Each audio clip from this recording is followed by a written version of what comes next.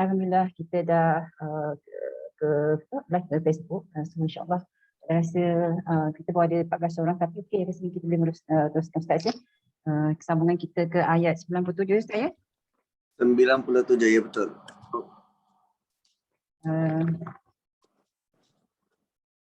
Dekat Ustaz tak ada mukadimah kot rasanya, sebab saya rasa Ustaz macam ada urusan pagi ni Ustaz ya. Macam mana?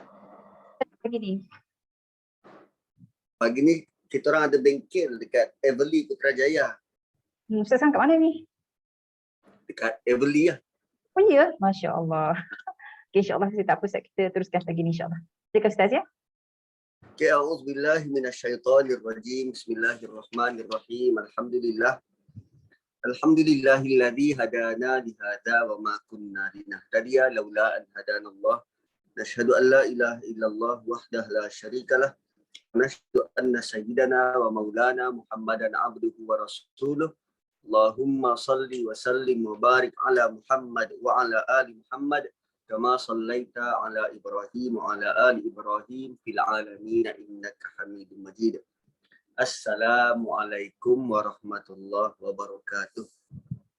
Terus pada ayat yang ke-97, pada ayat yang lalu 95-96 adalah cerita bagaimana proses bantuan, bentuk pertolongan ataupun apa yang Zulkarnain provide kepada kepada kaum Ya'juj Ma'juj, walaupun pada dasarnya mulanya mereka nak bayar, nak bayar upah, tetapi Zulkarnain menolaknya dengan menyatakan apa yang Allah beri pada dia sudah cukup memadai bantuan dan pertolongan daripada Allah. Dan itu juga memberi kepada kita panduan yang cukup penting. Penjawat awam, misal kata, penjawat awam yang besar kerak dari nasi, kan, besar kerak daripada nasi, yang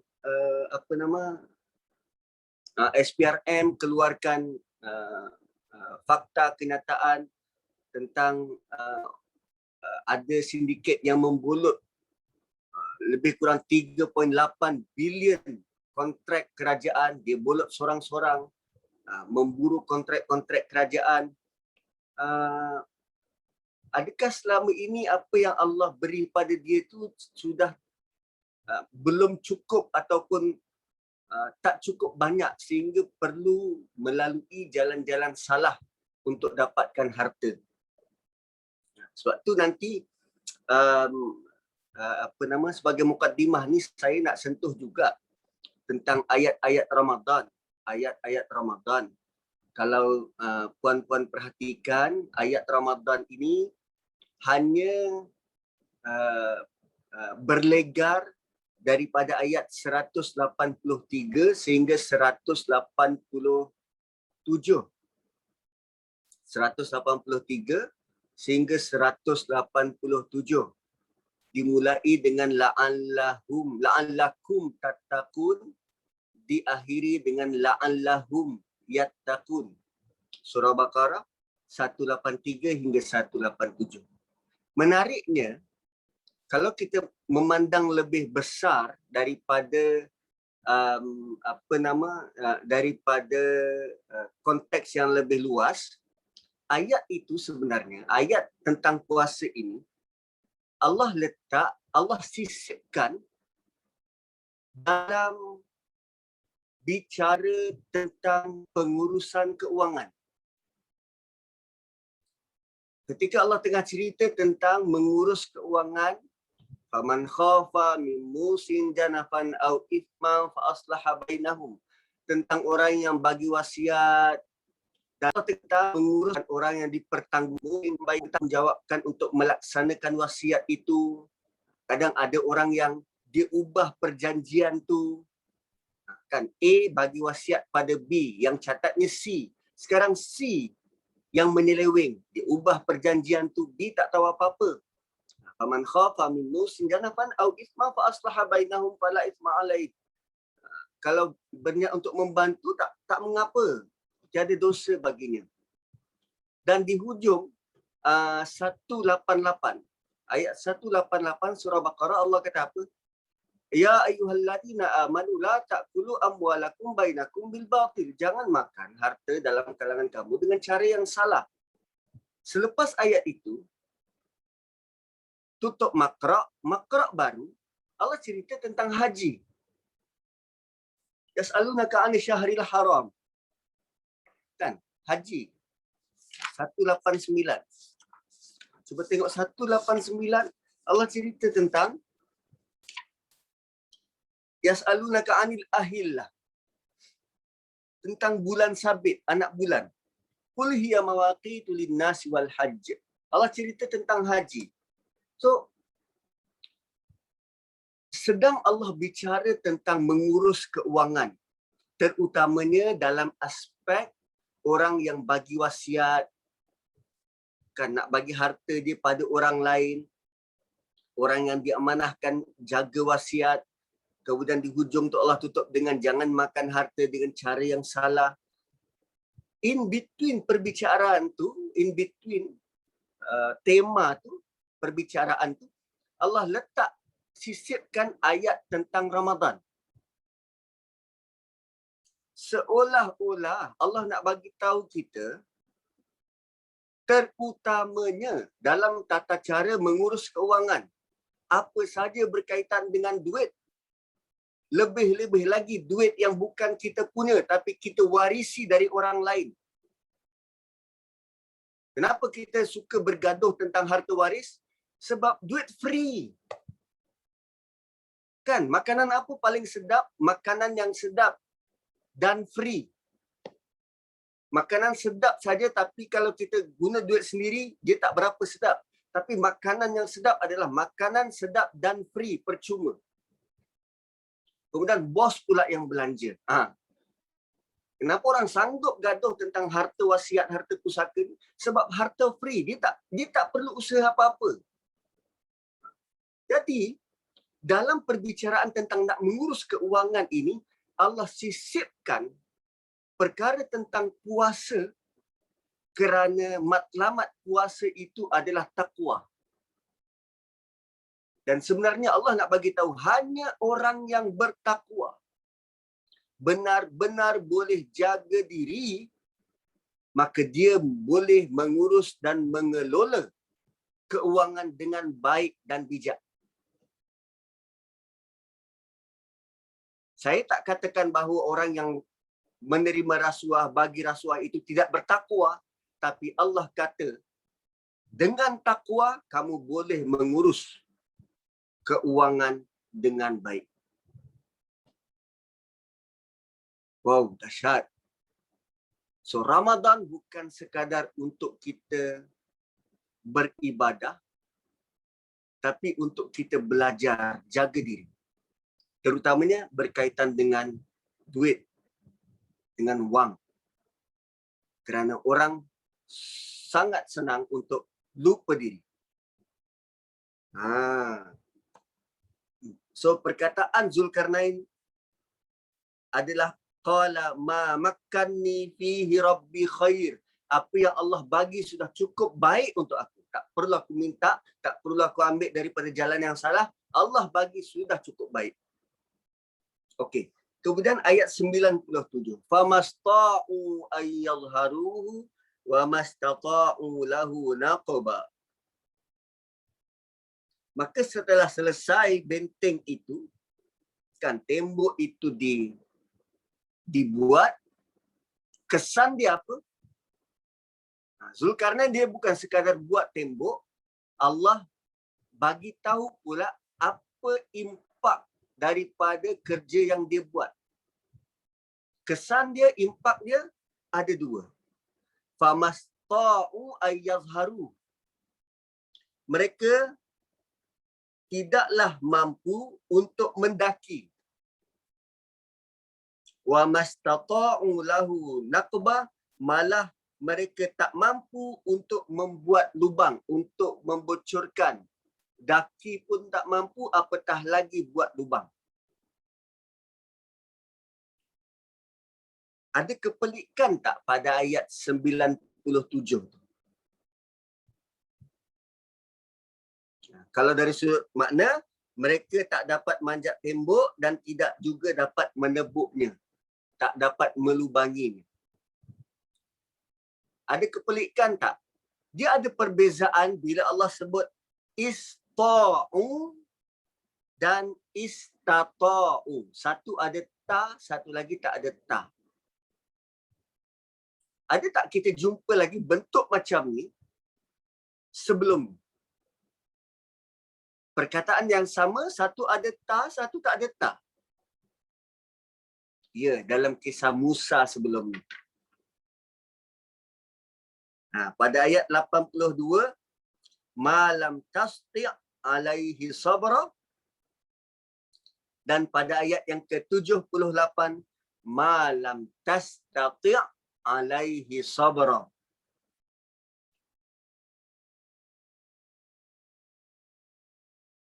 Satu tastati', satu lagi tasti'. Kalau kita terjemah, dua-dua maksud kedua-duanya adalah engkau sanggup, kesanggupan, sanggup.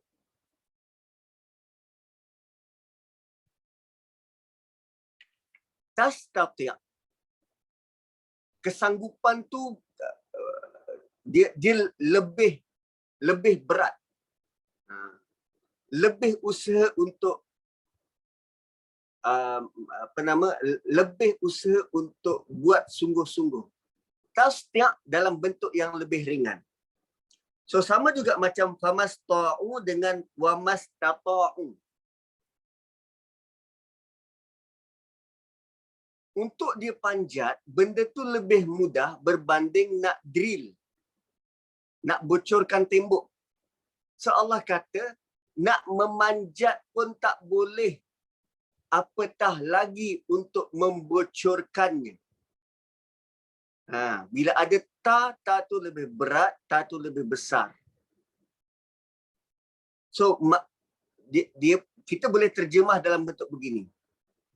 Maka setelah siap tembok tu, Ya'juj dan Ma'juj tak mungkin boleh memanjat, apatah lagi untuk mengoreknya, untuk membocorkannya. So, bila kita usahakan sesuatu, kita perlu merangka atau kita perlu dapatkan secara jelas apa matlamat kerja yang kita buat. Sekurang-kurangnya Zulkarnain, bila dia buat tembok tu, dia capai matlamat. Bukan sekadar menyelamatkan kaum itu daripada Ya'juj Ma'juj, tetapi tembok itu benar-benar berkesan. Benar-benar capai target. Bila kita buat sesuatu, kan, program ke, apa matlamat yang kita letak? Apa tanda bahawa program kita itu berjaya? Adakah program kita itu berjaya kerana ramainya orang datang? Atau program kita itu berjaya kerana kita berjaya jemput VVIP? Adakah program itu dikira berjaya kerana kurangnya kesilapan dan kesalahan sepanjang majlis rasmi itu berlangsung, atau apa sebenarnya? So, saban minggu kita lalui dan kita baca surah ini, dia memberi kepada kita panduan yang sangat efektif. Nak buat sesuatu, pastikan dia berkesan, nampak, jelas, ada impak. Bina tembok, biar sampai tembok itu benar-benar tidak boleh dipanjat, apatah lagi dirobohkan ataupun dirosakkan. Bukan bina tembok, bina bumbung, 2-3 tahun bumbung tu runtuh. Janganlah buat begitu. So, buat sungguh-sungguh. Maka ini juga sebenarnya panduan kepada kita bagaimana Zulkarnain yang diberikan, yang telah dikurniakan jalan-jalan untuk dekatkan diri pada Allah, jalan-jalan untuk dia berkuasa, dia menggunakan kuasa itu dengan cara yang paling tepat dan baik. Dia tak buat ala kadar. Dia sendiri turun padang, dia sendiri buat dan dia sendiri pastikan bahawa tembok itu benar-benar boleh diguna. Kan biasa kalau kita buat spesifikasi, kita order barang yang datang lain. Zulkarnain dia pastikan spek yang dia order itu yang sampai. So rupanya surah Kahfi bukan terpakai hanya untuk orang agama, tetapi seluruh manusia yang terlibat dengan pentadbiran, pengurusan, nak mengurus negara, nak mengurus organisasi, nak mengurus keluarga. Orang rumah suruh beli daun kesum, kita beli daun ketum. Kan kesum ketum tak jauh beza. Tapi yang pasti apa yang dia cuba deliver itu tercapai matlamatnya. Okey. Ayat 98, qala hadza rahmatum mir rabbi. Ialah bila bangunan sudah tersedia, tersergam indah, tembok sudah siap, malah berkesan pula tembok itu, maka biasanya akan adalah manusia-manusia, terutamanya kaum Ya'juj Ma'juj ini, akan memberikan ucapan tahniah kepada Zulkarnain. Dahlah tak minta bayaran, tak minta upah. Dia bawa pula teknologi kemari, bekerja bersama-sama. Dan sewajarnya dia dapat penghargaan. Kan? Mungkin ucapan terima kasih mungkin. Atau apa sahaja mungkin kenduri, meraihkan kejayaan. Tapi respon daripada Zulkarnain dia kata apa? Hadza rahmatum mir rabbi. Ini rahmat daripada Tuhanku. Ini rahmat dari Tuhanku. Ayat ini indicates Zulkarnain tidak ambil sebarang kredit. Sedangkan dia dah bantu kaum ni sangat banyak. Dia tidak ambil peluang untuk dia jadi popular. Tetapi dia dahulukan Allah. Ini rahmat dari Allah. Bila kita buat projek dan berjaya, kita nak nama siapa yang didendangkan? Kita nak nama kita sendiri.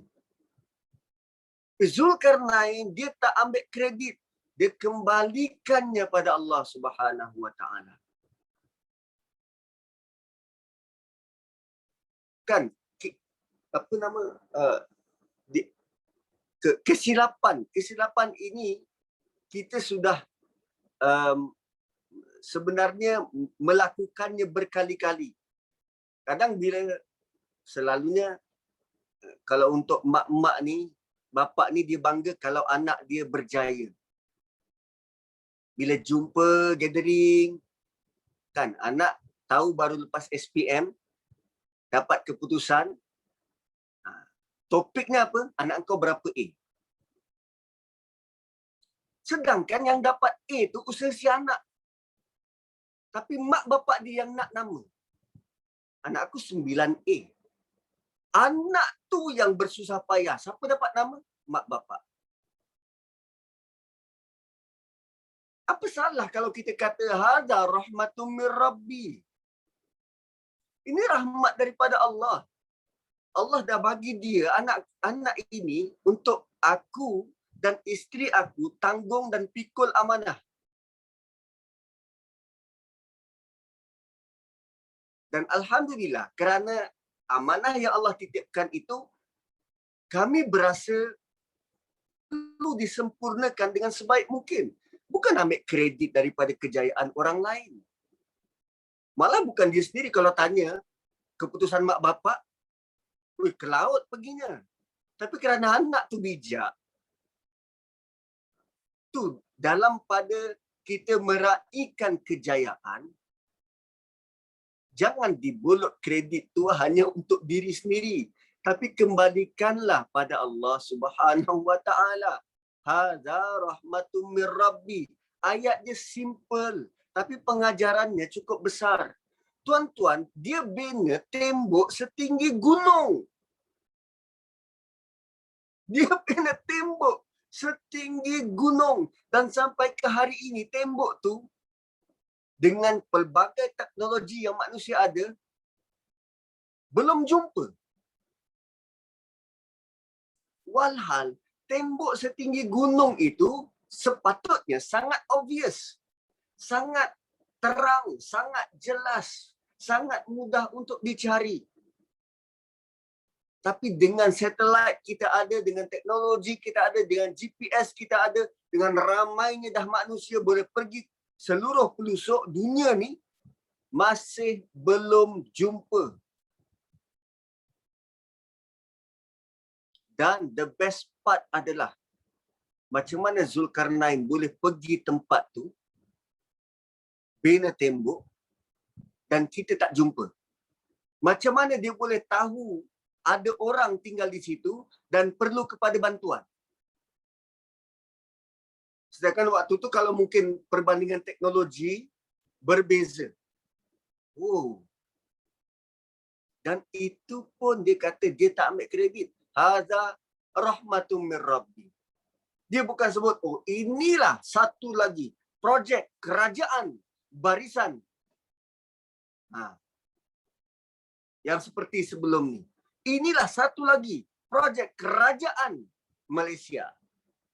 No, tak ambil kredit. Hadza rahmatun mir rabbi.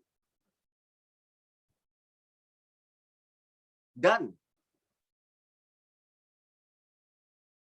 kita pula bukan sekadar kita ambil kredit. Tapi kita suka pasang angan-angan.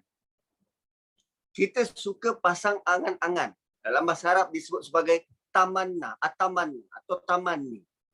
Dia panjang angan-angan. Panjang angan-angan macam mana? Kita bina KLCC. Lalu kita claim. Saya menjangkakan bangunan ini akan bertahan kerana kita guna teknologi terbaru. Kita buat DP dasar tu dalam. Dan kerana Malaysia ni tak ada gempa bumi. So kita jauh daripada risiko-risiko itu. Lalu kita menjangkakan KLCC ini akan bertahan mungkin 50 ke 100 tahun lagi. Cuba perhatikan ayat Zulkarnain. Terbinanya tembok dan tembok itu ternyata berkesan, tak boleh dipanjat dan tak boleh didrill, tak boleh ditebuk. Apa komen Zulkarnain? Hadza rahmatun mir rabbi fa idza jaa wa'du rabbi. Bila datang janji Allah, ja'alahu dakka, tembok ini akan hancur. Dia langsung tak kata tembok dia akan bertahan. Jangan risau. Saya jamin, saya garanti. Kami berani beri jaminan. Tembok ini akan tahan 50 tahun lagi. Ya'juj dan Ma'juj takkan kacau, takkan ganggu. Tak. Zulkarnain tidak beri jaminan itu.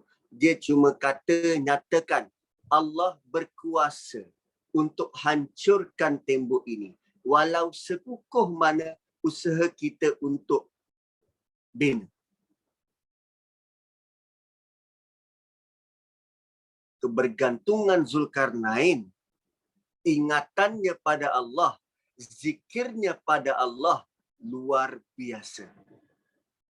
Sebab itu orang macam ini Allah beri dia kerana dia layak untuk memegang tampuk kuasa yang menguasai timur dan barat. Bayangkan kalau dia tidak berfikir begitu. Semuanya tentang aku. Ini semua projek yang kita buat dan akan bertahan lama. Yang ucapan-ucapannya itu tidak pun menyentuh tentang ketuhanan, tentang berkuasanya Allah. Apa jadi pada dunia? Tak selamat. Di awal cerita, Allah bagi tahu Zulkarnain ini siapa dan bagaimana dia bertindak begitu firm dan adil. Di hujungnya Allah bagi tahu bagaimana sebenarnya hubungan Zulkarnain dengan Allah Subhanahu wa taala. Hadza rahmatun mir rabbi fa idza jaa wa'du rabbi ja'alahu dakka wa kana wa'du rabbi haqqan. Kalau datang janji Tuhanku, dia mampu, dia boleh jadikan semua ini hancur rata. Dakka ni dalam keadaan rata, seolah-olah tak ada binaan pun di situ. Dan wa kana wa'du rabbi haqqan. Dia tidak kata kekuasaan Allah itu benar, tak. Dia kata janji Allah itu benar. Wa kana wa'du rabbi haqqan. Dan perkataan ini, kalam ini sangat penting untuk kita semat dalam hati. Janji Allah benar. Dan bila kita benar-benar berpegang pada janji Allah, kita tidak akan dihinggapi dengan 3 keresahan. Jika kita benar-benar berpegang pada janji Allah, kita tidak akan dihinggapi dengan 3 keresahan. Keresahan pertama, goyangnya akidah. Kerana tekanan daripada pihak-pihak tertentu, kita akan firm dengan akidah kita. Percaya pada janji Allah yang akan memelihara orang beriman, kita akan kekal dengan akidah kita, firm dengan akidah kita, walau ditekan oleh pihak yang lebih berkuasa, mungkin majoriti. Seperti mana terjadi pada Ashabul Kahfi, cerita pertama. Yang kedua,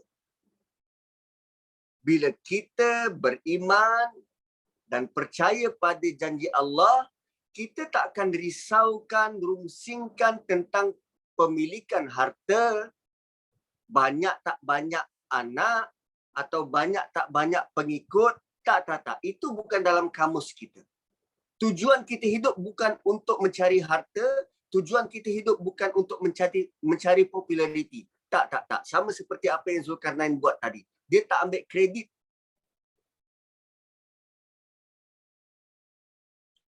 Seperti mana yang Allah pernah sentuh dalam cerita pemilik 2 kebun sebelum.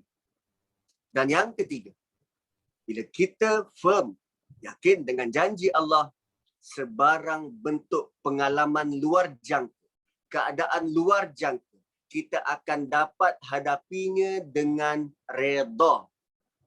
Sebab kita yakin apa yang datang daripada Allah itulah yang paling baik. Dan tak mungkin Allah nak kenakan kepada kita sesuatu yang tidak baik. Tak mungkin. Takkanlah Allah nak beri kepada kita sesuatu yang tak baik. Tak. Semua yang Allah bagi kita baik. Sihatnya kita itu baik, sakitnya kita itu baik.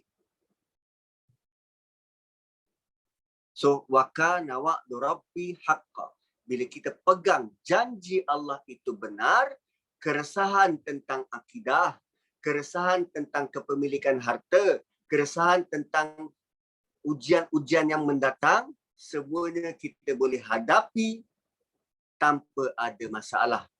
So yang ketiga itu, lihat bagaimana perjalanan Nabi Musa bersama dengan hamba Allah. Nabi Musa melalui pengalaman-pengalaman luar jangka.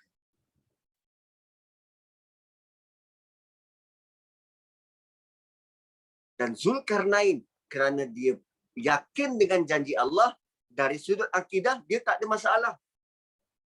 Dari sudut pemilikan harta, dia tidak berbangga dengan harta dia. Malah bila orang nak bayar, dia kata cukup. Allah bagi aku sudah cukup. Ma makanni Rabbi khairun. Ma makanni fihi Rabbi khairun. Apa yang Allah bagi pada aku cukup. Dia tak pun kata aku raja yang menguasai timur dan barat. Kepada kaum yang hampir-hampir dia tak faham bahasa kaum tu. Selalunya raja, dia nak rakyat dia bercakap dengan bahasa yang dia faham. Mendahulukan protokol diraja. Tapi ini raja yang cuba untuk memahami rakyat. Datang kepada rakyat. Membantu rakyat. Kenapa dia boleh buat begitu? Kerana bagi dia yakin dengan janji Allah. Allah provide dia dengan bantuan yang dia sangat perlukan. So akhirnya bila kita tidak lagi dibayangi dengan 3 keresahan tadi, maka apa yang perlu kita lakukan? Kan kita tak tumpu dah pada kekhawatiran tentang akidah, kita tak tumpu dah pada mencari pemilikan harta, dan kita tak tumpu dah pada mungkin pengalaman-pengalaman yang membesarkan kita. Maka kita akan bertindak seperti mana Zulkarnain, pergi ke sana dan kemari, menegakkan keadilan dan bantu orang semampu mungkin. Kita dah tak risau tentang benda lain. Apa yang perlu kita buat seterusnya? Bantu orang. Sama seperti Zulkarnain, dia pergi bantu rakyat. Dia pergi bantu orang. Okay. So, wa kana wa'du Rabbi haqqan. 98 adalah penutup kepada kisah Zulkarnain.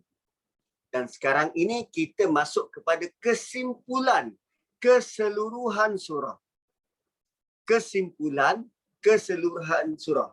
Cuma dalam bab kesimpulan ini, pada ayat 99, dia ada kaitan dengan kisah Zulkarnain tadi.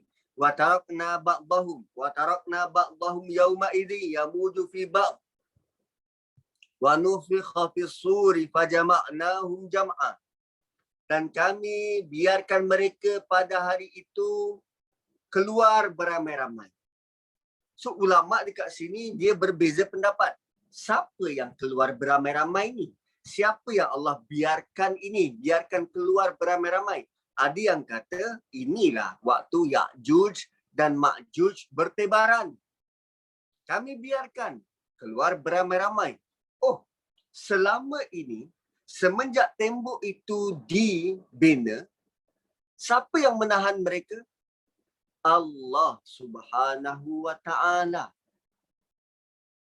Dan pada hari yang dijanjikan itu, Allah biarkan mereka.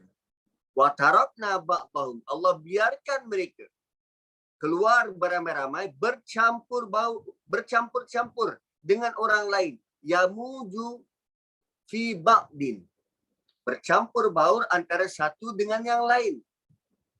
Wa nufikha fis sur. Dan tak lama selepas itu, kami tiupkan sangkakala. Nufikha, ditiup sangkakala. Wa nufikha fis sur fajama'nahum jam'a. Lalu kami himpunkan manusia itu pada satu himpunan yang sangat besar.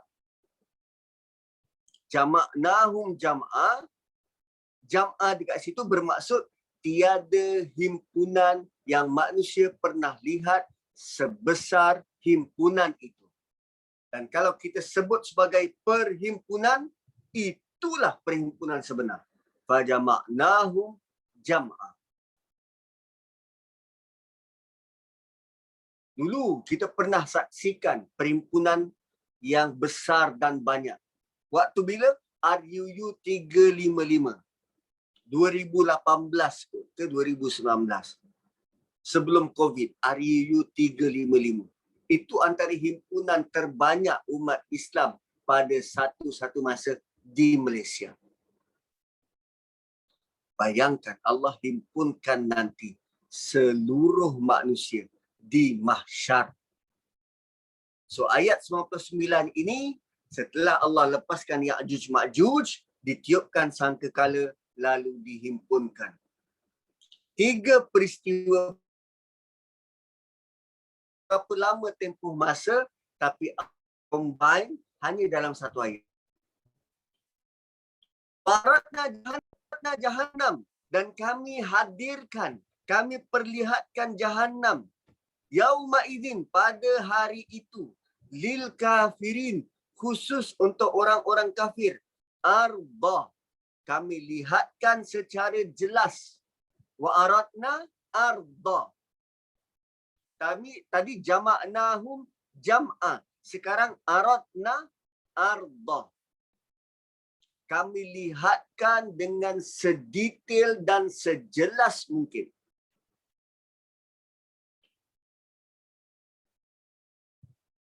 Kenapa perlu sebut macam tu? Kita dekat dunia ni, matahari pun kita tak mampu nak lihat dengan mata kasar. Kadang kalau kita bakar kayu api, kita tak mampu nak tenung lama-lama pada bakaran tu dengan bahangnya. Dan kalau di dunia, bila kita tak nak tengok, kita ada pelbagai cara untuk tak lihat. Tutup mata, kan? Guna tangan kedua mata. Kalau tak nak tengok iklan dekat TV, kita boleh tutup TV. Kalau tak nak tengok, kalau orang tu berada depan mata, kita bukan sekadar boleh tutup mata, tapi kita boleh berpaling, membelakangkan dia. Kan, tak nak bertentang mata, kita tengok tempat lain. Kita ada pilihan untuk tidak melihat. Tapi waktu itu, Allah bagi tahu, waktu Jahannam diperlihatkan, orang kafir tak ada option. Dia tak mampu nak tutup mata. Dia tak mampu nak melilau mata tengok ke sana kemari. Allah datangkan penglihatan itu seolah-olah ke mana pun dia memandang, dia nampak neraka. Wa aradna jahannama yauma idzil lil kafirin arda. Cuba sekarang kita tengok matahari. Mampu tak? Tak mampu.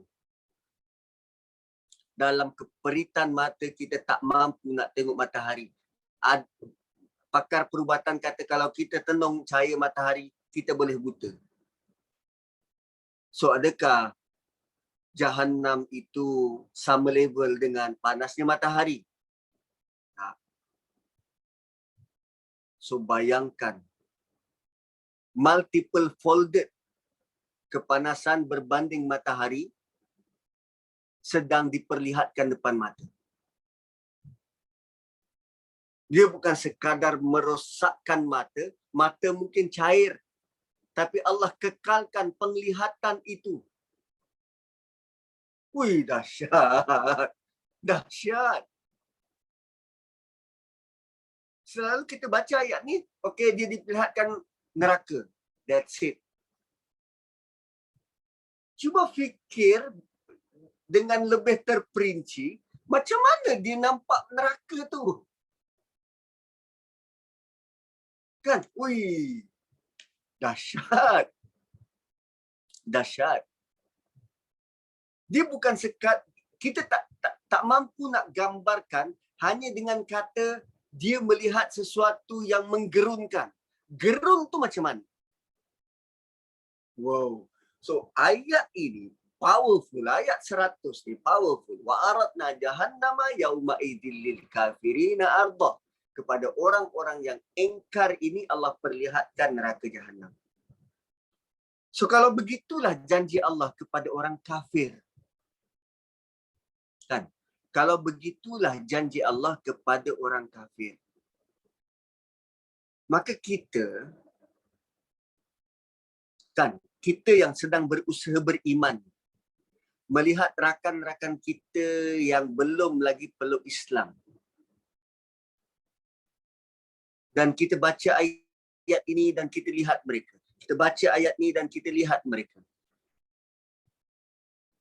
Selalu keluar dengan mereka, keluar makan, kan, akan sekerja. Adakah sampai masa ini nanti kita sanggup nak tengok mereka menghadapi perkara sebenar, realiti sebenar? Dan sekurang-kurangnya cuba kita sampaikan sesuatu supaya terdetik di hati mereka, aku perlu fikirkan tentang Islam. Kita tak ajak dia masuk Islam pun. Kesilapan kita adalah bila kita sebut dakwah, semuanya tentang jomlah masuk Islam. Tak, bukan begitu. Dakwah adalah kita sampaikan sesuatu, menimbulkan tanda tanya pada diri dia. Biar dia cari. Kan selama ni, hipotesisnya adalah, bayangkan kalau Islam ini, Nabi Muhammad itu benar-benar mereka cipta Quran. Hipotesis orang barat. Cuba tanya semula pada diorang. Apa possibility kalau Muhammad itu benar Nabi dan apa yang kami bawa ni benar-benar benar? Ada kemungkinan tak untuk kau timbang semula? Kenapa tak fikir macam tu? Kenapa fikir sebaliknya? Islam agama keganasan, Islam agama teroris. Cuba tanya balik. Ada tak possibility bahawa apa yang Islam bawa ni benar?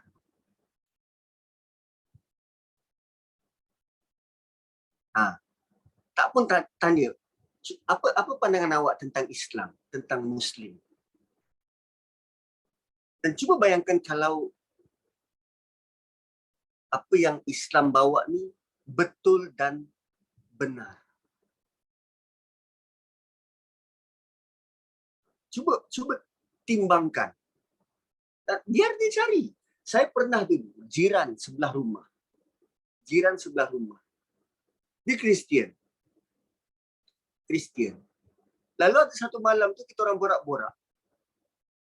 borak-borak tentang Nasrani, tentang agama Nasrani. Dan saya tanya pada dia, kamu meyakini dan percaya bahawa Jesus itu anak kepada Tuhan?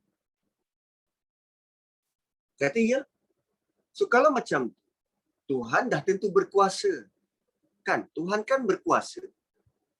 Lalu kenapa dia perlu buat sesuatu untuk selamatkan manusia dengan mengorbankan anak dia?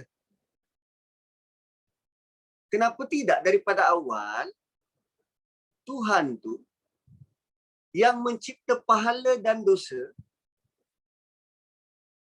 dia tidak perlu pun cipta dosa. Dan dosa itu tidak perlu diwarisi dan akhirnya anak dia tidak perlu dikorbankan. Dia kata, saya fikirkan dulu.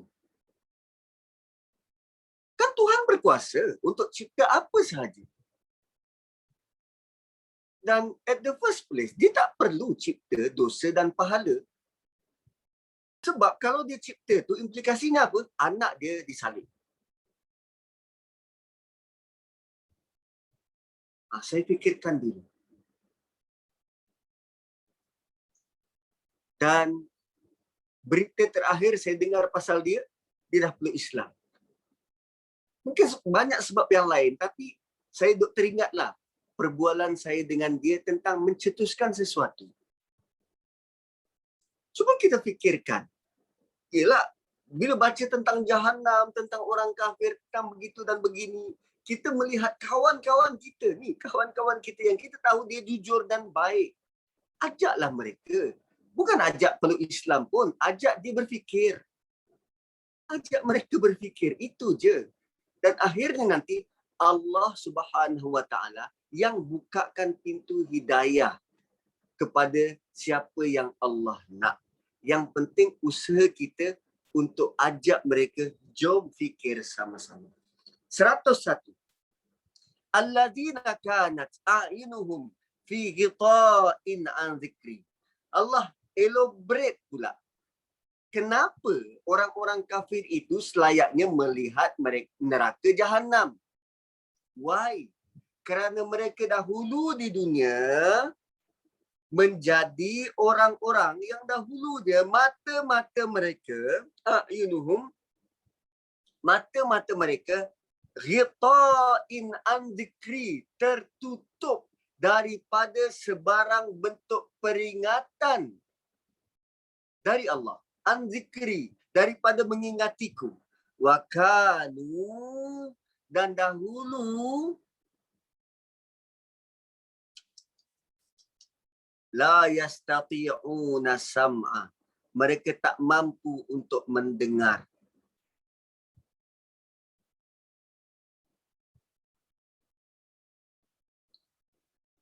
Wow. Kenapa ada beza kanat dengan kanu?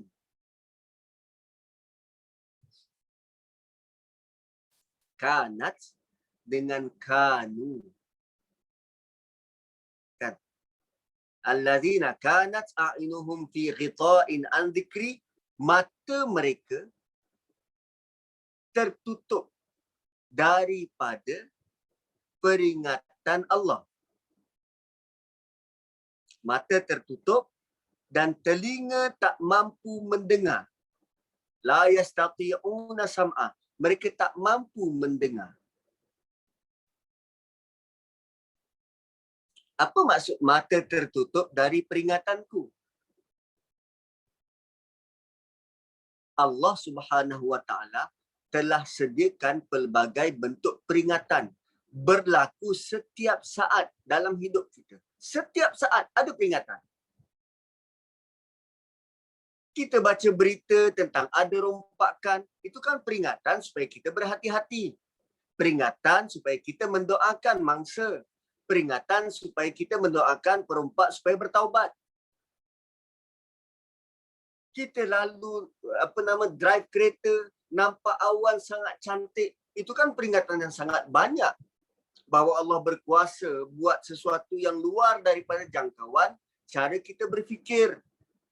Peringatan-peringatan tentang Allah, tentang ketuhanan, dan semua bentuk peringatan, sama ada peringatan untuk diri, dan semua itu kita nampak depan mata.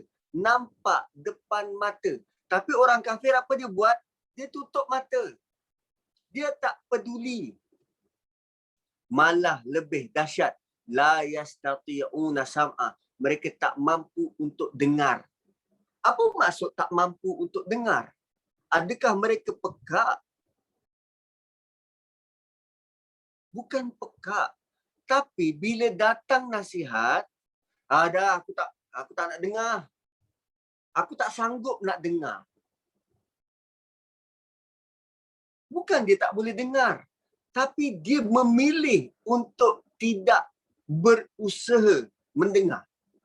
La yastati'una sam'a.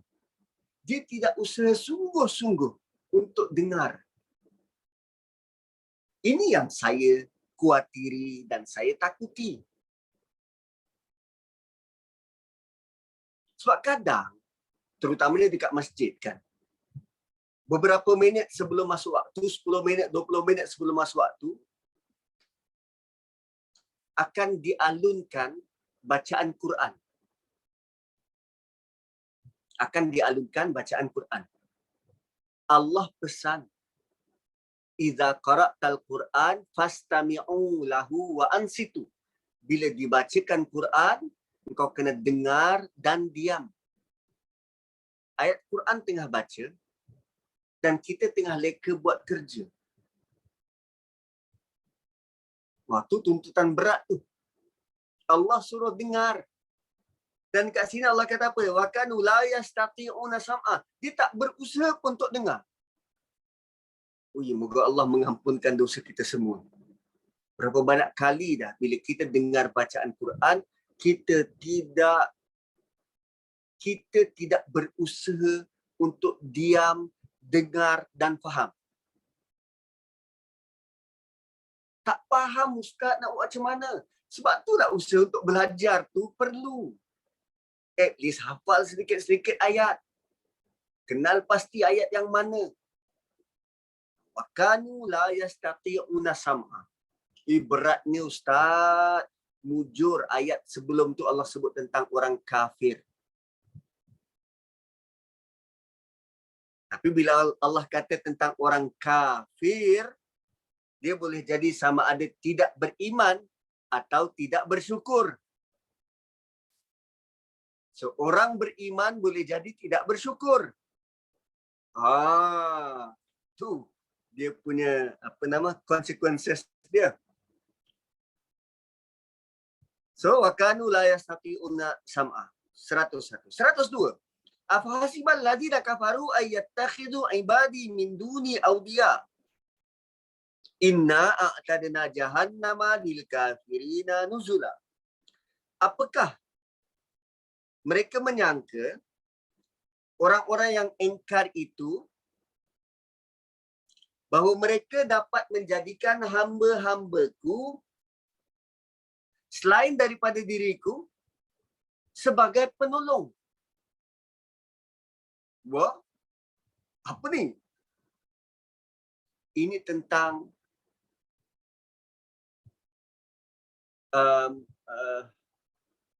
kita nak bantuan Allah, tapi kita rasa kita tak cukup baik untuk berdoa dan minta bantuan Allah. Sama ada kita rasa kita tak cukup baik tu, kita rasa kita banyak dosa, atau kita sukar untuk tinggalkan dosa. Lalu kita harapkan bantuan ustaz-ustaz ni untuk berdoa supaya hidup kita lebih berkat. Kita sendiri tak ada usaha untuk meninggalkan dosa. Mungkin kita punya kehidupan terlibat dengan apa? Aktiviti riba. Minum arak. Berzina. Tapi bila dekat dengan Ramadan, kita panggil ustaz, ustaz tolong bacakan doa selamat sikit. Moga sejahtera. Afahasibal ladzina kafaru ayyattakhidhu ibadi. Tengok ayat ni sungguh-sungguh. Apakah orang-orang kafir itu menyangka?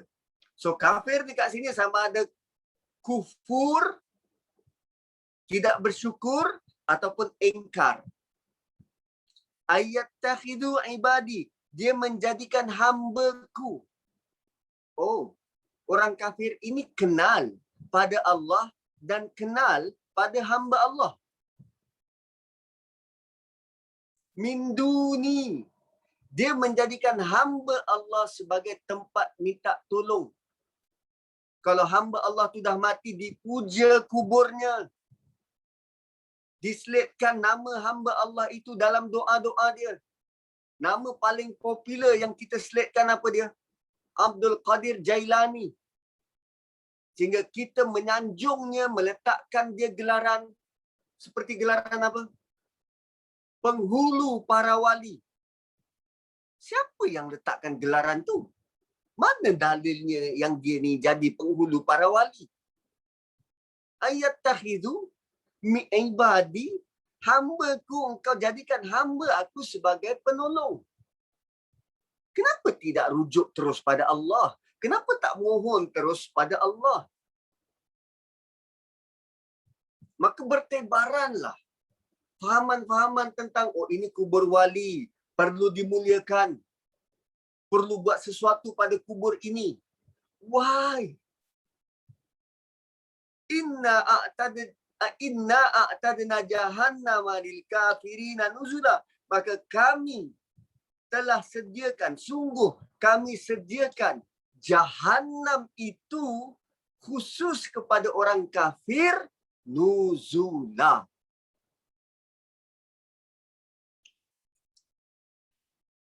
Nuzula ni apa? Kalau kat situ translationnya tempat tinggal. Okey, nuzula ni macam ni. Kita pergi bercuti, menginap kat hotel. Check in biasanya jam 3. Kan, 3 petang check in hotel. Bila kita pergi kaunter, check in, orang kaunter tu kata, "Sir, ada welcoming drink. Ada welcoming drink, boleh nikmati sebentar sebelum naik bilik." So, welcoming drink tu adalah istilah bagi nuzula.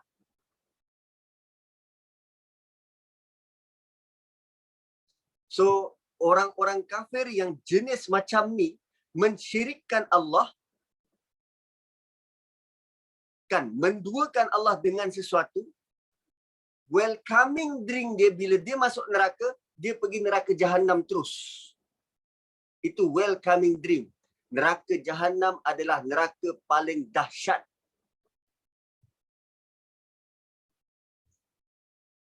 Dia ada nama-nama neraka yang lain, neraka Jahim, tapi neraka Jahannam ini menjadi welcoming drink ataupun tempat mula-mula dia singgah. Ataupun kalau kita bertandang rumah orang, tuan rumah dia hidangkan dulu air dan kuih-kuih sebelum makan berat, sebelum main dish. Ini hidangan awal. Itu maksud nuzula. Tapi cuba tengok surah Ar-Rahman. Surah Ar-Rahman. Cuba buka surah Ar-Rahman.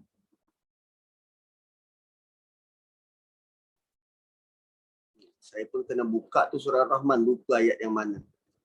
Tapi surah Ar-Rahman. Muka surat berapa? Surah Ar-Rahman. 531 Ustaz. Yes, 531. Terima kasih. Ayat apa Ustaz? Kejap nak cari.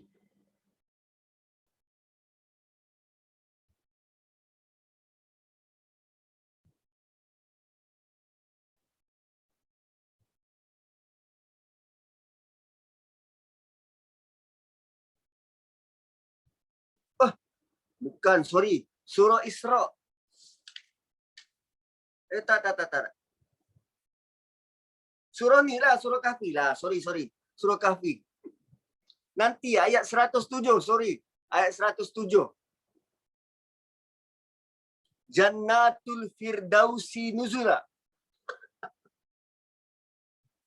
Bagi orang beriman yang buat amal soleh, welcoming drink dia, syurga pertama yang dia akan singgah, syurga Firdaus. Terus syurga tertinggi.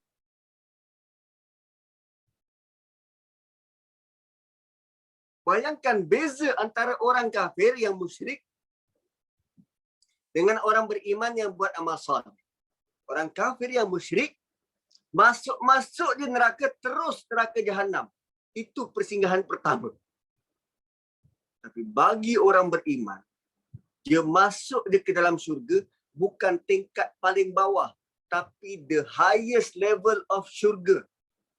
Firdaus. Dan Firdaus tu pun dalam bentuk apa? Nuzulah.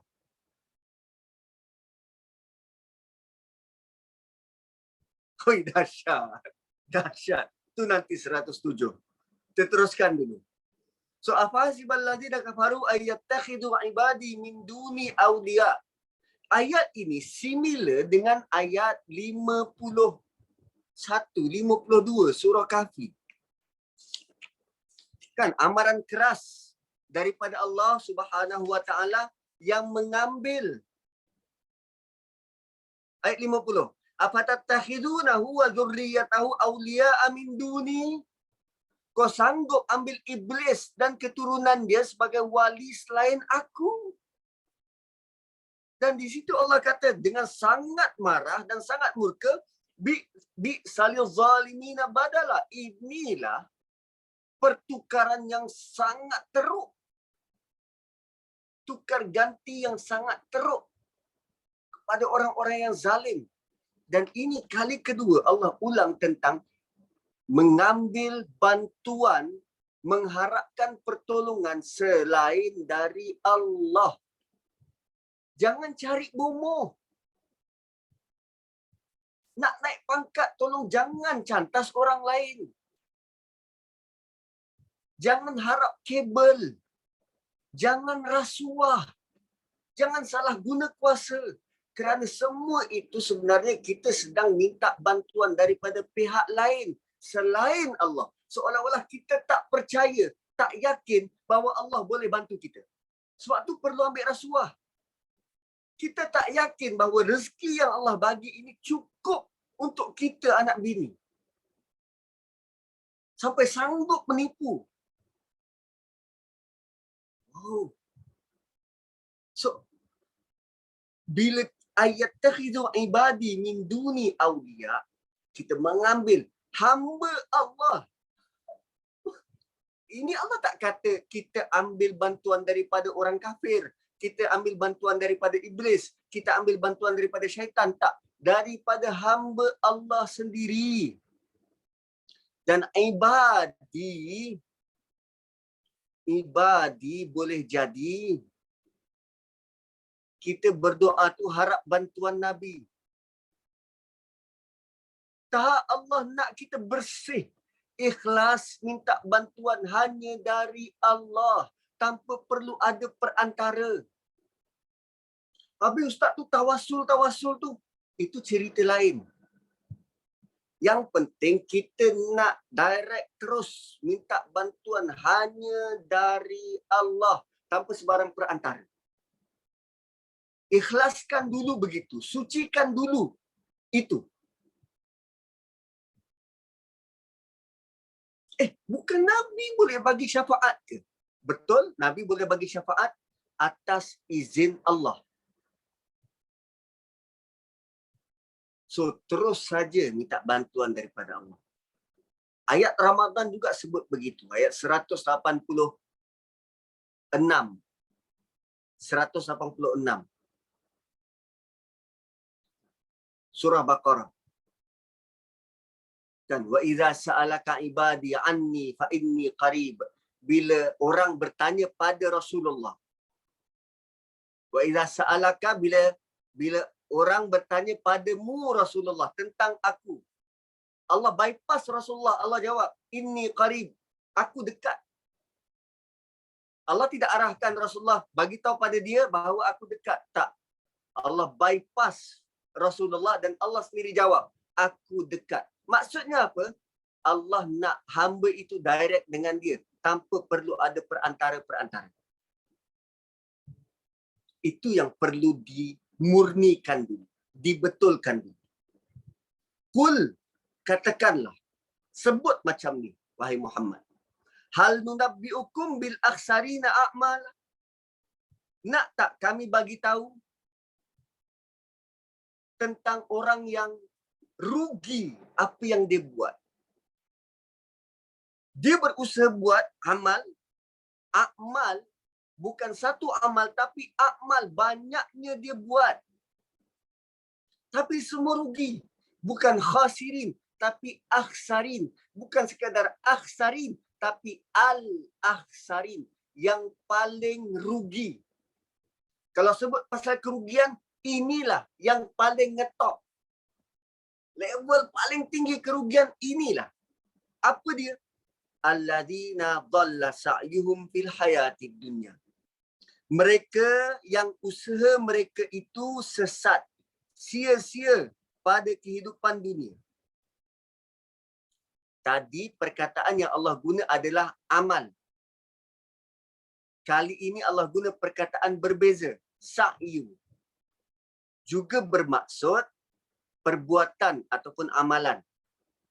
Amal, perbuatan yang kita rancang, kita niatkan dan kita execute. Tapi sa'i, perbuatan tu lebih usahanya, dayanya lebih, sungguh-sungguhnya tu lebih. Perbuatan yang kita buat tu lebih bersungguh-sungguh. Amal mungkin berjalan kaki. Sa'i berlari anak. Kan kita selalu sa'i, kan? Waktu buat umrah kita sa'i, berlari-lari anak, kita guna energi lebih. So, alladzina dhalla sa'yuhum fil hayatid dunya. Mereka yang berusaha bersungguh-sungguh, tapi usaha dia tu sia-sia. Di mana? Pada kehidupan dunia.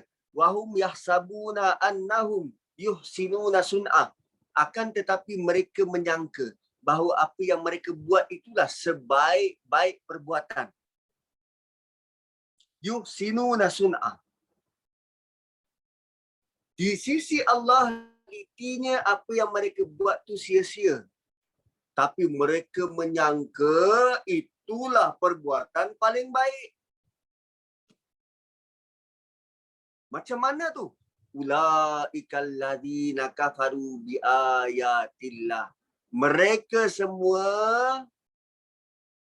mengingkari ayat-ayat Allah. Tak nak guna Quran. Bagi mereka Quran ni tak relevan. Logik akal mereka inilah yang paling baik. Kalau nak membendung seks luar nikah ni perlu bekalkan kondom. Nak bendung supaya tidak melahirkan anak luar nikah, bekalkan kondom kepada remaja. Kan itu ikut logik akal. Allah kata dhalla sa'yuhum fil hayatid dunya wahum yahsabun, tapi dalam hati mereka menyangka inilah perbuatan yang diredai, inilah cara untuk menyelesaikan masalah, cara terbaik. Ulaikal ladzina kafaru bi ayati rabbihim, mereka kufur, ingkar terhadap ayat-ayat Tuhan mereka. Itu yang pertama. Yang kedua, mereka mengingkari waliqaihi, mengingkari akan adanya pertemuan dengan Tuhan. So, liqa dekat sini sama ada mereka enggan untuk sembahyang. Solat kan bertemu dengan Tuhan, enggan bertemu, tak nak solat, ataupun mereka tak yakin dengan hari kiamat. Kita semua akan kembali kepada Allah. Waliqa'i. Fahabitat a'maluhum. Maka dengan sebab itu, seluruh amal dia terhapus. Kenapa perlu Allah letak dalam bentuk begitu? Seluruh amal terhapus. Adakah amal dia itu dikira baru dihapuskan atau macam mana? Atau daripada awal tidak dikira? Tuan-puan, setiap apa yang kita buat baik, dia ada ganjaran. Setiap apa yang kita buat baik, dia ada ganjaran. Sama seperti apa yang kita buat jahat, dia ada kira-kira dia. Ada dia kira-kira. Tercatat semuanya. Kita buat baik ke, kita tak buat baik ke, semua tercatat. Siapa yang catat? Malaikat kiri dan kanan. Malaikat kiri dan kanan. Menariknya, bagi orang-orang kafir ini, dia berlaku seperti mana orang beriman. Amal dia semua tercatat. Tapi bila hari akhirat, dibuka buku amal, dia nampak seluruh kebaikan. Ya, aku juga pernah buat baik. Tolong anjing tu bagi makan, tolong kucing ni kelaparan, tolong orang susah, semua dia buat. Ada catatan amal. Depan mata Allah hapus. Fahabitat a'maluhum. Allah hapus amal-amal mereka. Fala nuqimu lahum yaumal qiyamati wazna. Dan timbangan buat mereka pada hari kiamat itu tidak dikira.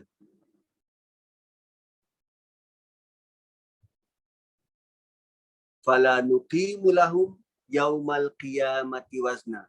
Bayangkan bila dah ada catatan baik, markah yang baik, setiap baris itu terdelete, dihapus satu persatu.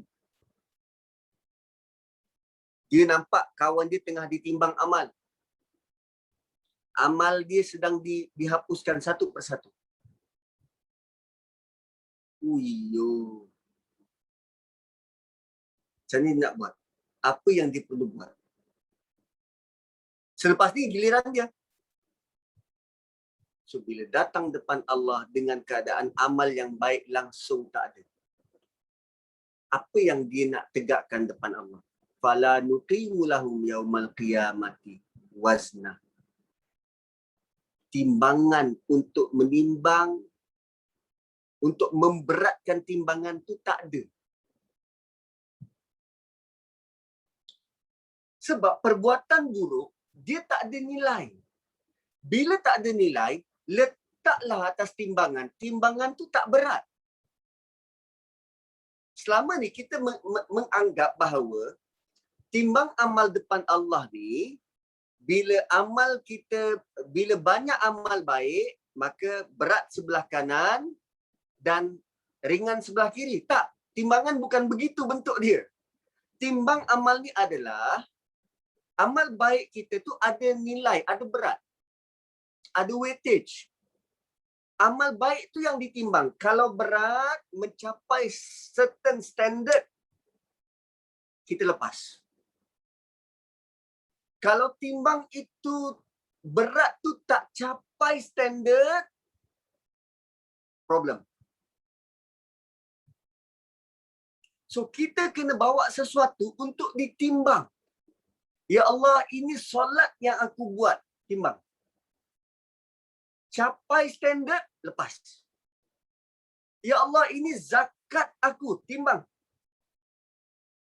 Bayangkan kalau kita datang depan Allah, kita tak ada benda yang nak ditimbang.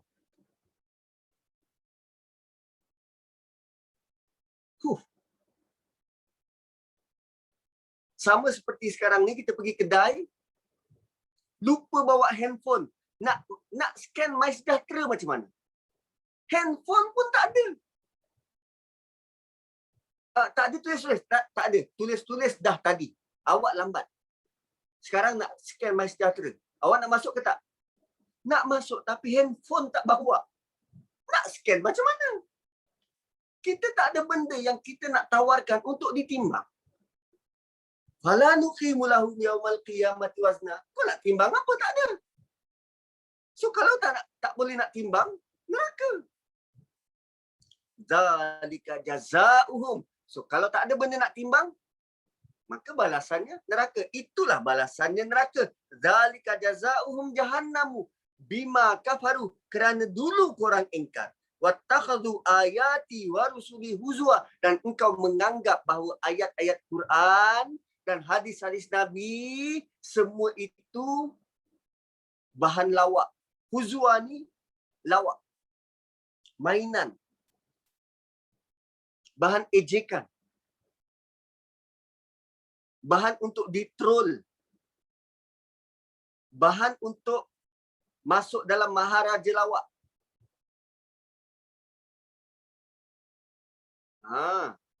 Tanda-tanda daripada Allah itu semuanya jadi bahan gurau.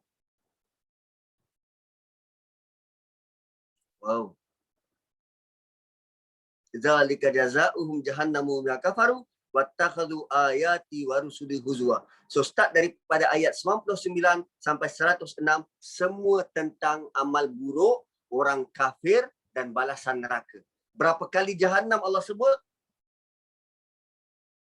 Tak kurang dari 3 kali jahannam. So perasan tak kita? Kita baca surah Kahfi ni tak kurang dari 3 kali jahannam Allah sebut. Pentingnya untuk kita mendapat peringatan. Jahannam kali pertama Allah sebut dalam ayat yang ke-100. Kemudian pada ayat yang ke 102, 106.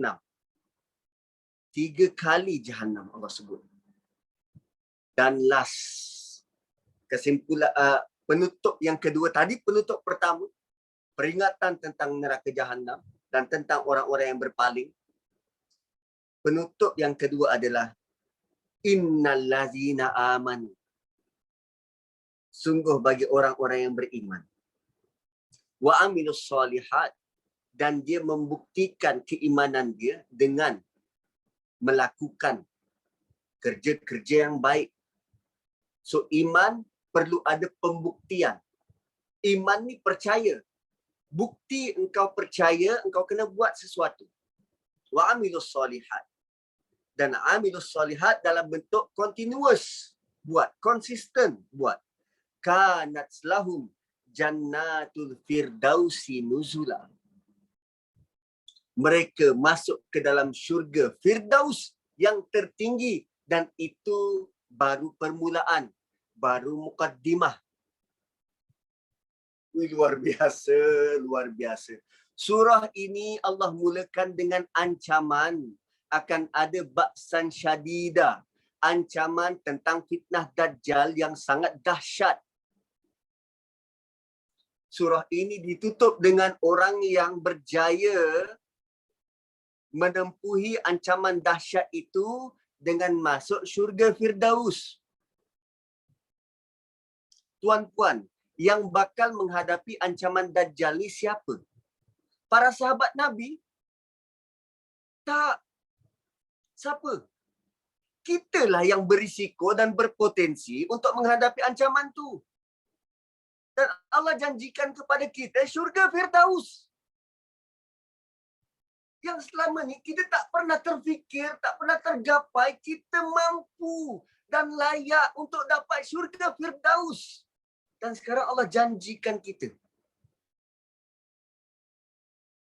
Kepada mereka yang berjaya menempuhi ancaman dahsyat ini. Kalaupun kita mati lebih awal, anak cucu kita. Ini peluang yang tidak Allah tawarkan hatta kepada para sahabat sekalipun.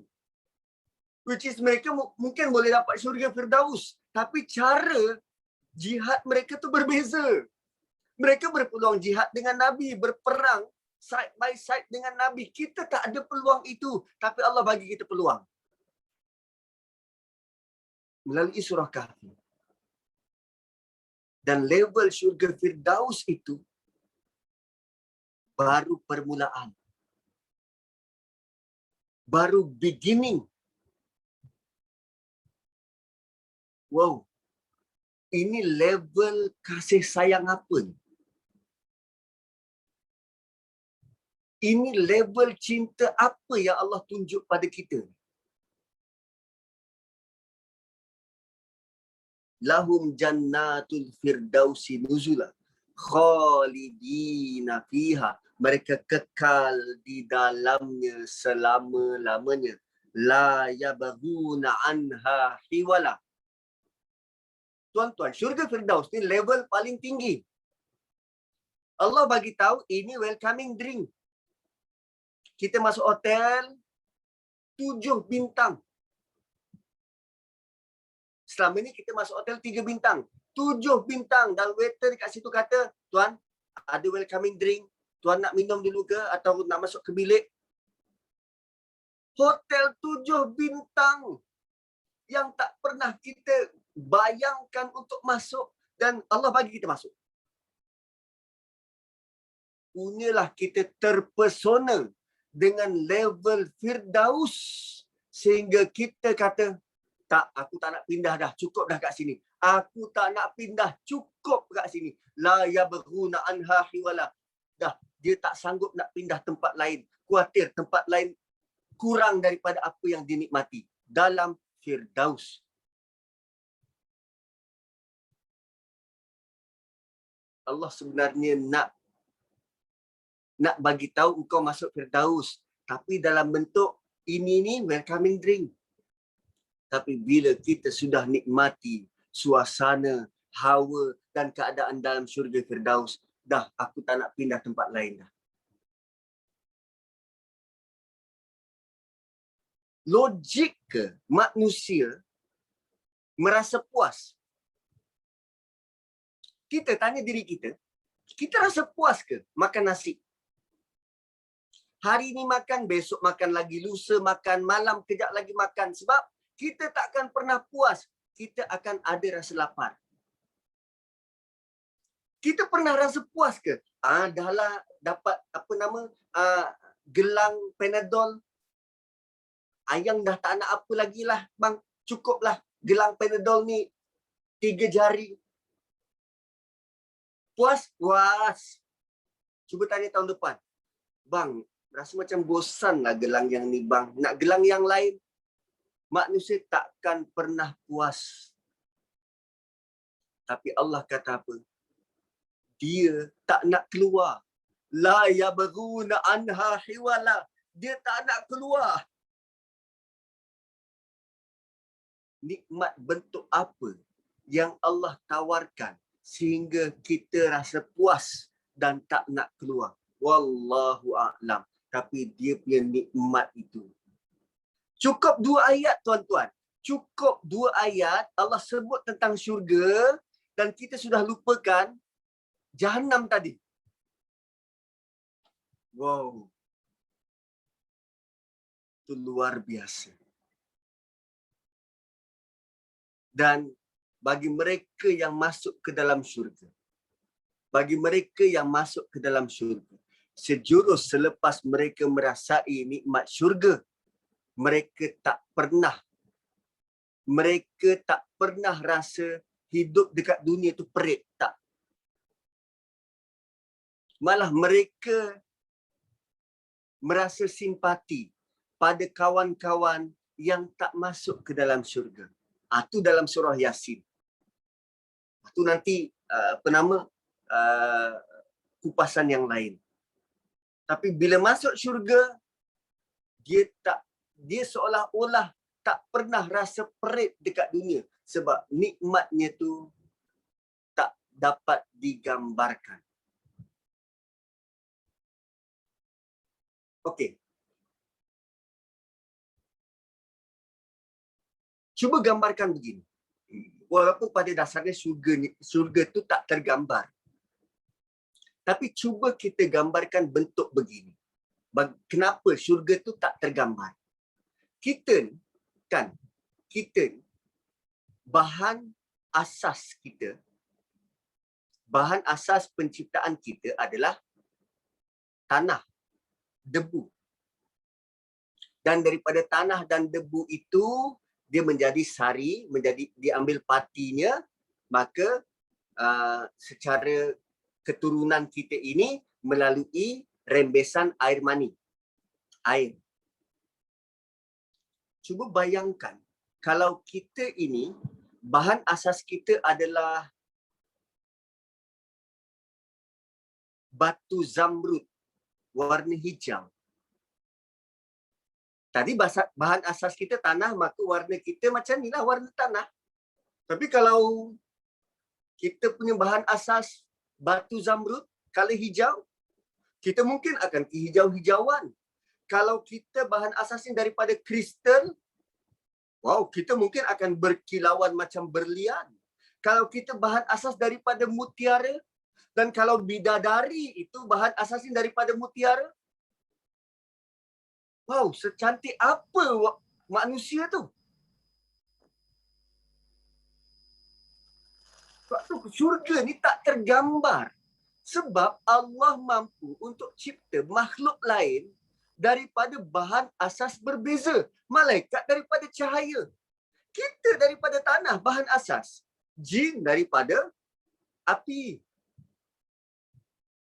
So tak mustahil Allah boleh cipta makhluk-makhluk lain yang kita tak pernah tahu dan Allah tak pernah bagi tahu daripada bahan asas berbeza. Wow, rumah kita asasnya daripada batu-batu, tanah, dan itu pun kita sudah rasa wow. Bayangkan kalau dinding syurga itu bahan asasnya emas. Rumah dalam syurga bahan asasnya atapnya itu daripada perak. Ui, tak tergambar kita. So itu a glimpse tentang syurga. Allah kata khalidina fiha la yabghuna anha hiwala. Dua ayat terakhir. Qul law kanal bahru midadan li kalimati rabbi. Kalaulah air laut itu menjadi dakwah, digunakan untuk menulis kalimah-kalimah Tuhanku. La nafidal bahru. Confirm air laut itu akan habis. Qabla an tanfada kalimatu rabbi. Sebelum habis tulisan ataupun kalimah-kalimah daripada Tuhanku. Walau jikna bimithlihi madada. Walaupun didatangkan seumpama laut itu berkali-kali. Bukan didatangkan sekali ganda, tapi didatangkan seumpama laut itu midada, beberapa kali. Bimithlihi madada. Didatangkan beberapa kali atau semisalnya menjadi dakwat. Madada. Apa maksud ini? Tuan-puan,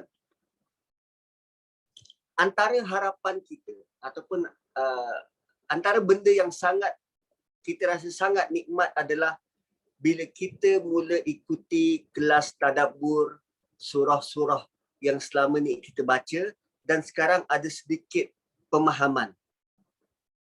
Kita rasa faham di situ, kita rasa oh ayat ni bermaksud ini dan kita rasa lega dan rasa kagum. Dan perasaan lega dan kagum itu kita nikmati hanya kerana yang mengulasnya adalah manusia lain. Bayangkan Quran ini diulas oleh Allah Subhanahu wa taala. Allah sendiri yang menerangkan kepada kita makna setiap ayat yang kita baca ini dalam syurga. Wow. Dan itu sangat jauh dah, itu sangat jauh di syurga. Sekarang ni Quran 30 juzuk, 114 surah. Berapa banyak kitab tafsir yang tertulis setakat ni yang kita tahu? Lebih daripada apa jumlah Quran yang kita baca. Kitab tafsir jumlahnya lebih banyak daripada itu. Dan sepanjang zaman orang sedang tulis Takkan habis. tafsiran baru, pengertian-pengertian baru tentang Quran. Itu antara lain maksud ini. Tentang Quran. Kalimatu Rabbi. Dan kalimatu Rabbi juga boleh bermaksud nikmat-nikmat Allah. Nikmat-nikmat Allah. Kalau nak ditulis, takkan habis. Itu saya rasa sangat mudah nak faham. Dan ayat terakhir, Qul innama ana basyarum mislukum. Katakan begini wahai Muhammad. Aku adalah manusia seperti kamu. Bila sebut basyar, aku adalah manusia yang ada kulit seperti kamu. Basyar ni kulit. Aku juga manusia seperti kamu, ada kulit, ada anggota tubuh badan, sama seperti kamu. Yuha ilayya. Bezanya adalah aku diwahyukan. Aku diwahyukan. Kenapa ayat ni dipilih sebagai ayat penutup? Kerana ayat pertama Quran diturunkan kepada Nabi. Ayat pertama, Alhamdulillahilladzi anzala ala abdihil kitab.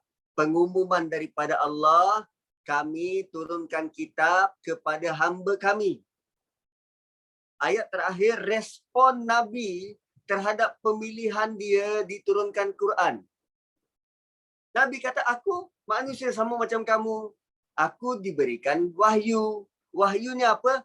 Anzala ala abdihil kitab. Itu connection antara ayat pertama dan ayat terakhir.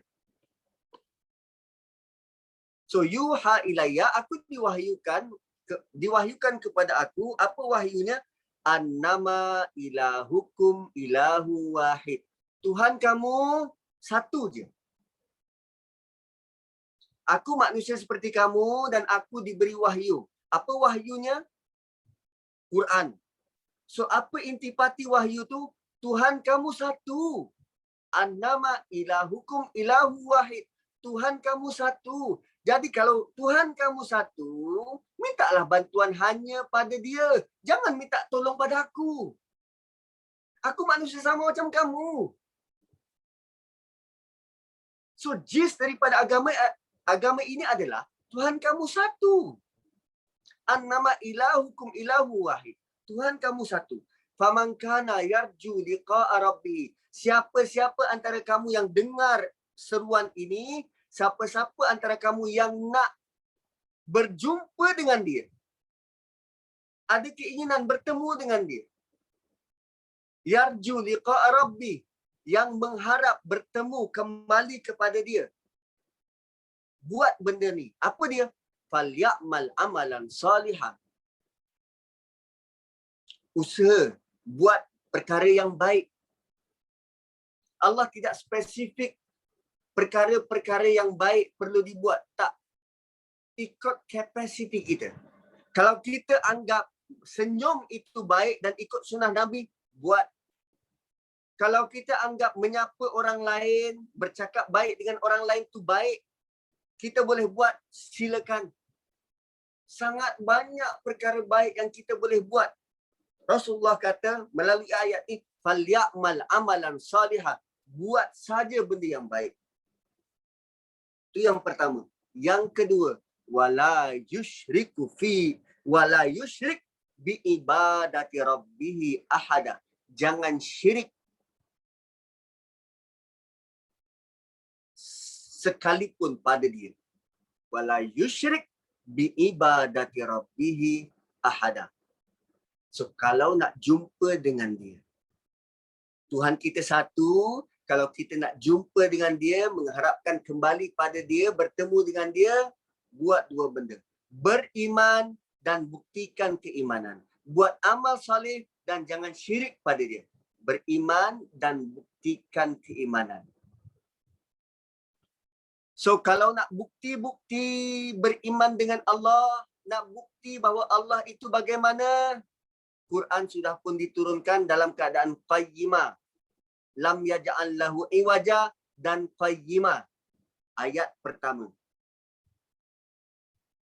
So macam mana nak kita beramal dengan Quran ini? Apa isi kandungan dalam Quran? Ya'mal amalan salihah wa la yusyrik bi ibadati rabbih ahada. Basically ayat pertama dan ayat terakhir, pembuka dan penutup adalah sama perbincangannya. Satunya datang daripada Allah dan satunya komentar daripada Rasulullah sallallahu alaihi wasallam. So demikian penerangan, penjelasan ringkas berkaitan dengan surah Kahf. Surah yang Nabi suruh kita jaga. Nabi suruh kita jaga. Kalau 10 ayat pertama adalah tentang doa, 10 ayat terakhir adalah tentang peringatan Jahannam dan juga syurga dan juga apa yang perlu kita buat. Kalau rasa nak kekal dalam neraka, nak nampak neraka, dan abaikan dua peringatan tu. Tapi kalau nak melalui syurga, terutama syurga Firdaus,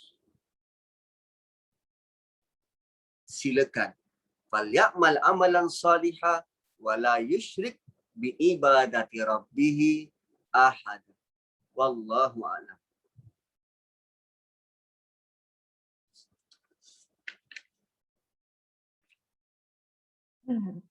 Alhamdulillah, kita sudah sampai ke sesi penghujung punya pagi ni kan. Ingatkan mungkin lebih panjang. Maksudnya Alhamdulillah lah sampai penutup dia Ustaz. Cumanya terpegun dan juga takjublah dengan ayat kalam-kalam Allah ni yang Ustaz tadabburkan pagi ni.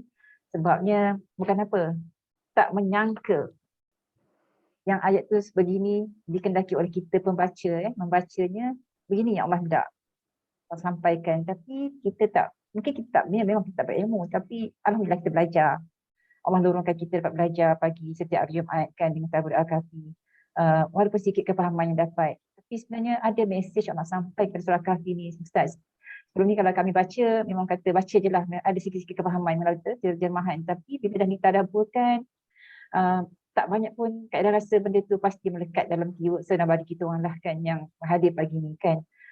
Satu lagi kan sebabkan ayat-ayat ni kan, walaupun ditujukan pada orang-orang kafir kan Ustaz kan, kafir macam ayat yang tadi saya lupa dah, ayat kertas tu, ayat yang 103 kan, kufur, kafir dan kufur.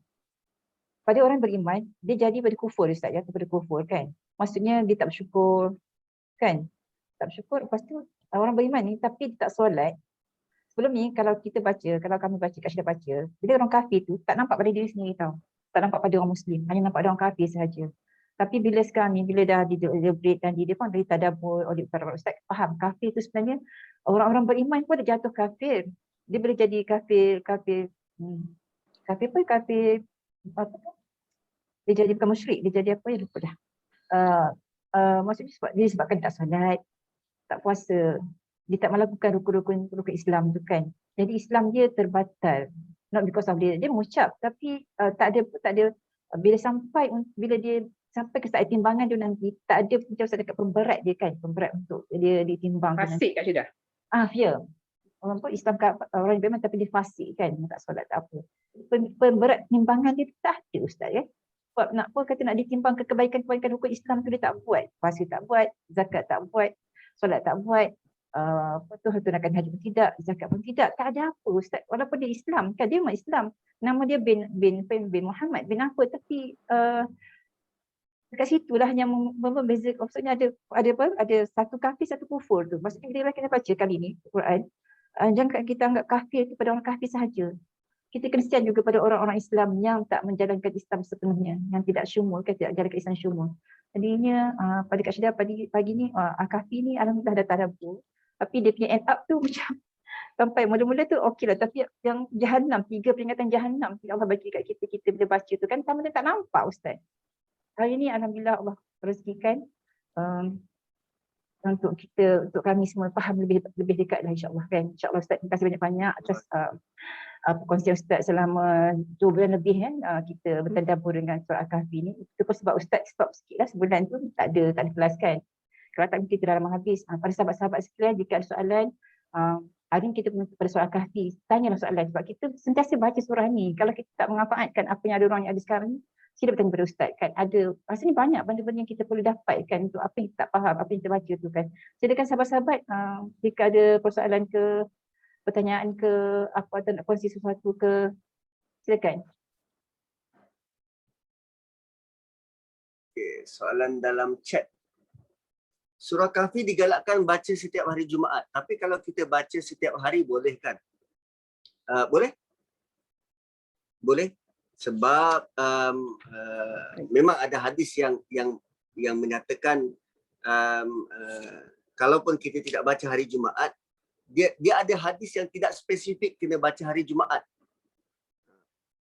Dia ada hadis lain yang sebut tentang asal baca dan kita akan dapat protection. Yang memang dia tidak spesifik hanya pada hari Jumaat lah. Pada hari-hari yang lain pun boleh. Tapi ada hadis dia kan mengatakan baca hari Jumaat ni Ustaz kan. Macam kita ni, kepahaman kita hari Jumaat lah kan. Tapi ada hadis yang lebih umum yang tak sebut tentang hari Jumaat, tak sebut tentang masa. Tapi disebut tentang bacaan surah Kahfi. Memang ada. Kalau sempat rujuk kuliah Ustaz Mu'in, Ustaz Abdul Mu'in, dia ada sebut. Dia ada kupas tentang hadis tu. Kata hadis tu dia tidak hanya bermaksud kena baca hari Jumaat. Mungkin kalau terlepas hari Sabtu pun boleh. Hari Ahad pun boleh. Dalam seminggu tu boleh baca, maksudnya tak terikat dengan hari Jumaat. Selepas Jumaat tu dia boleh baca lah. Kalau kata tak sempat hari Jumaat tu, Sabtu, Ahad atau Isnin, Selasa sambung je lah baca. Ya, betul. Sahabat-sahabat ada soalan lagi ke? Ada apa-apa untuk dikongsikan ke? Nisha tak ada soalan ke? Assalamualaikum Aunty Syeda, Ustaz. Tak, Nisha just nak tak tahulah, just nak try to linkkan macam ni. So ayat pertama surah ni Allah SWT kata tentang penurunan Al-Quran tu kan kepada Nabi SAW, dan penutup tadi pun tentang respon Nabi SAW terhadap Al-Quran tu dan kontennya. Dan kalau kita tengok pada ayat 27, that's what we have to do. Apa yang sekarang ni Al-Quran tu dah ada, watlu tu kalau tak silap saya, baca, ikut dan sebarkan. So itu yang akan leads kita kepada amal-amal soleh yang kita kena buat. Betul ke Ustaz? Betul. Watlu. So ayat 27 tu dia represent ayat pertama. Dia represent semula ayat pertama. Cuma dalam bentuk apa yang perlu kita buat. Tala, yatslu ataupun watslu ni kita baca, faham dan sebarkan. Itu antara bentuk amal-amal yang kita boleh membuktikan Quran yang diturunkan ataupun Quran yang dapat pada kita ni. Pagi tadi saya kongsi selepas solat subuh tu pada jemaah masjid tentang ayat 30 surah Furqan tu. Kan laporan Nabi pada Allah Subhanahu Wa Taala pada hari kiamat nanti, Rabbi inna qaumi ittakhadhu hadzal Qur'ana mahjura. Wahai Tuhanku, kaumku telah meninggalkan Quran. Kaumku telah meninggalkan Quran. So adakah kita nak termasuk dalam golongan yang disebut oleh Nabi itu atau kita berusaha sebaliknya? Sebab bayangkan Nabi SAW ni sangat istimewa di sisi Allah. Ada ketikanya Nabi nak sesuatu tanpa perlu sebut pun, Allah sudah pun makbulkan. Contohnya perubahan kiblat. Nabi hanya perlu mandang ke langit. Nabi pandang ke langit beberapa kali, lalu Allah komen dalam Quran, qad nara taqalluba wajhika fis sama. Kami lihat engkau punya wajah memandang ke langit. Falanuwalliyannaka qiblatan tardah. Maka kami yang ubah. Sungguh kami yang ubah. Kami ubah 3 kali. Falanuwalliyannaka. 3 pemeringkatan, 3 kali penegasan. Sungguh dan sungguh kami ubah. Kami ubah. Nuwalliyannaka, kami ubah untukmu. Qiblatan. Arah kiblat tu kami ubah untukmu. Tardaha, sampai engkau redha. Itu bukan calang-calang. Arah kiblat. Bayangkan arah kiblat. Arah kiblat ni bukan hak Nabi. Dan arah kiblat ni untuk siapa? Untuk Allah Subhanahu Wa Taala. Tapi kerana Nabi nak, Allah ubah untuk Nabi. Dan impaknya berbilion manusia ubah tempat. Berubah tempat.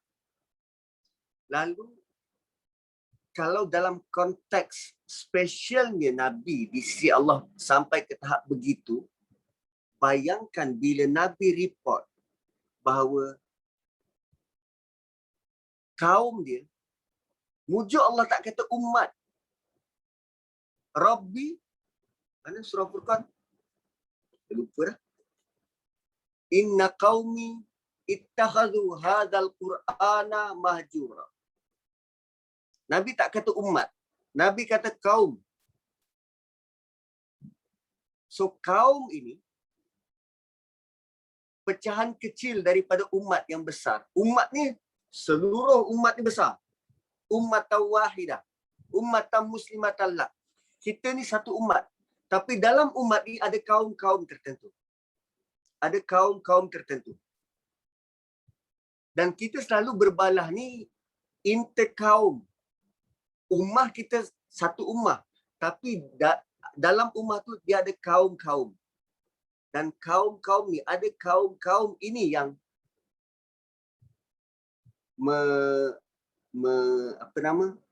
melupakan Quran. Mahjura.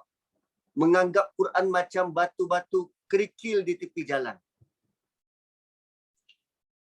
So, kita berusahalah. Kita, pasangan kita, anak cucu kita, tolong jangan jadikan Quran itu sebagai mahjura. Ibarat batu di tepi jalan, ditinggalkan, tidak dipedulikan. Sebab Nabi akan report pada Allah. Dan saya tak dapat gambarkan apa respon dari Allah terhadap laporan tu. Dan bayangkan kalau Nabi report tu pada hari kiamat. Di mahsyar. Yo. Nabi report kat mahsyar dan Nabi kata, ada kaumku yang meninggalkan Quran. Ma'ai. Dan kita nak jawab apa? Satu sudut, kita nak jawab apa depan Allah. Yang kedua, bagaimana cara kita nak berhadapan dengan Nabi. Yang ketiga, bagaimana Quran itu akan membela kita kalau kita tidak mengingati dia, tak memahami dia. Wow, dahsyat. Wallahu a'lam.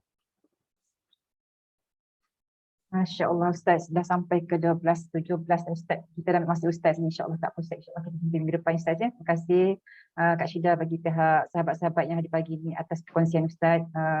Sangat-sangatlah kami hargai, mudah-mudahan ia menjadi satu amal soleh yang ikhlas yang boleh dibawa berjumpa Allah nanti. Bukti kecintaan kita pada Rasulullah SAW dan juga Al-Quran, juga kepada Allah yang kita tadabbur Al-Quran ni. Bukan sekadar kita baca, kita cuba memahami ni. Walaupun kita tak dapat 100% seperti yang dikendaki, tetapi usaha kita untuk Allah pandang kan, dekat 1 jam, dekat jam kita dekat sini, tapi bukan sia-sia di sisi Allah, insya-Allah. Itu doa kita bersama baik dengan Allah dan jangan doa pada ayat 1 186 Al-Baqarah tu, jadikan satu kita berpegangan bahawa Allah sentiasa menunggu kita minta pada dia. Terima kasih Ustaz atas keberadaan Ustaz pagi ni Ustaz ya. Amat-amat Kak Syida harga kita Ustaz. Insya-Allah kita jumpa minggu depan pada Rabu, bulan puasa dah kan nanti minggu depan kan. Jadinya insya-Allah kita akan mula kelas kita pada jam 11 juga Ustaz, insya-Allah. Terima kasih Ustaz. Okay, terima kasih semua. Assalamualaikum. Waalaikumsalam. Meneruskan tugasan Ustaz. Terima kasih semua ya atas pagi ini, keberadaan pagi ini. Terima kasih Ustaz. InsyaAllah sahabat-sahabat. Terima kasih Ustaz. Assalamualaikum. Terima kasih Kak Syida. Terima kasih Ustaz. Assalamualaikum. Waalaikumsalam. Terima kasih semua ya. Ah. Kita dah tutup surah Kahfi tapi tak tutup sampai bila-bila sampai ke ayat-ayat kita. Cuma tutup orang kata tadabbur sahaja. Mudah-mudahan jadi insya-Allah kepada saya ada benda kita dapat ya Kak Anum ya. Dapat kan insya-Allah Kak Anum. Ada benda kita dapat kan. Tadabbur surah Kahfi. InsyaAllah kita jumpa lagi besok dengan kuliah Ustaz Enam pula untuk Ramadan nanti pagi insyaAllah.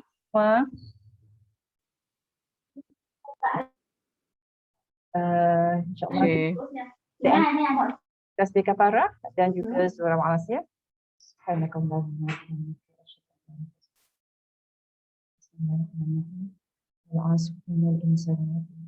الذين آمنوا وعملوا الصالحات وتواصوا بالحق وتواصوا بالصبر.